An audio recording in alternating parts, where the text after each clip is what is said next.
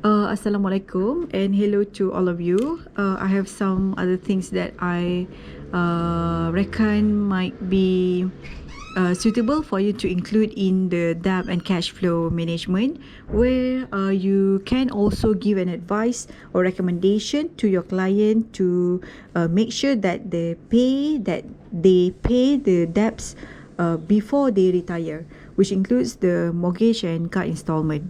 And you also can give a suggestion for your client to claim more for tax relief. For example, let's say your client, you realize that your client didn't claim for certain things, let's say for buying books or something like that, then you can give suggestion for your client to keep the receipt once they bought books or magazine, for example, so that you can claim for more tax relief, and later on you can benefit from the tax paid. It also one form of cash flow management or cash or tax saving for your client.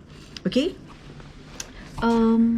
So right after you completed the debt and cash flow part, surely the next step is for you to prepare the action plan. Okay. All right. Okay, so as for this example, this is a revised cash flow statement. Prior to that, you explain the recommendation that your client can follow in order to reduce the cash flow for that particular year. And after that is about performance benchmark. All right, so and also the reviews. We have three types of reviews here. As you can see, initial, periodic, and impromptu review. Okay, as well as the date, you just follow the text here.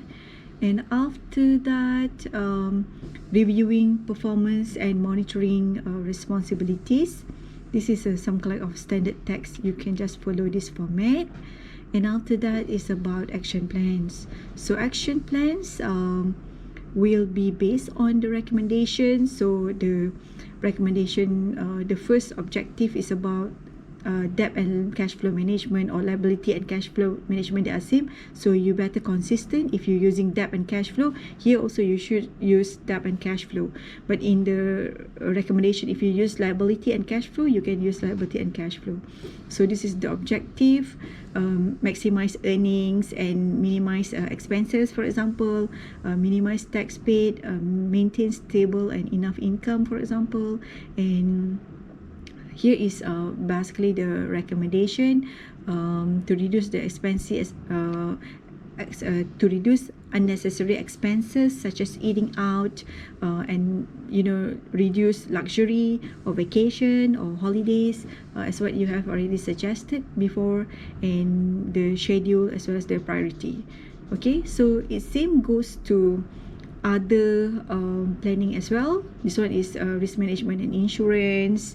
All right, it's about protection and what are the shortfall. All right, and what will be the proposed financial products as well as schedules, also in priority.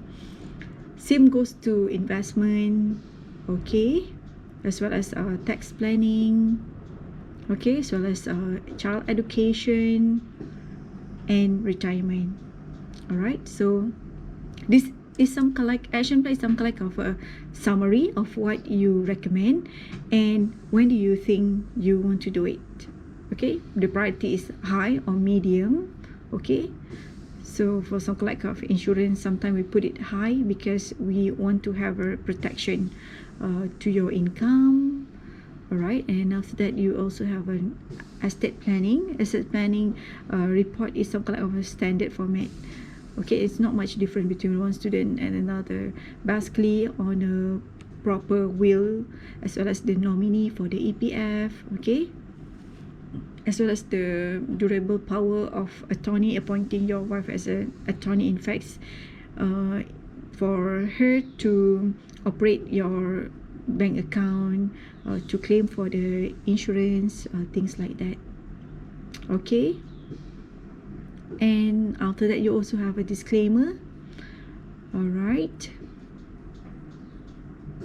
this is the conclusion and appendix. Okay, you have an appendix over there. Alright, that's all for what you need to do next.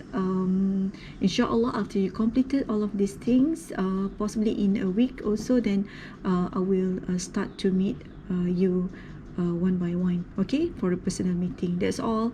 Assalamualaikum and hello to all of you. Bye bye.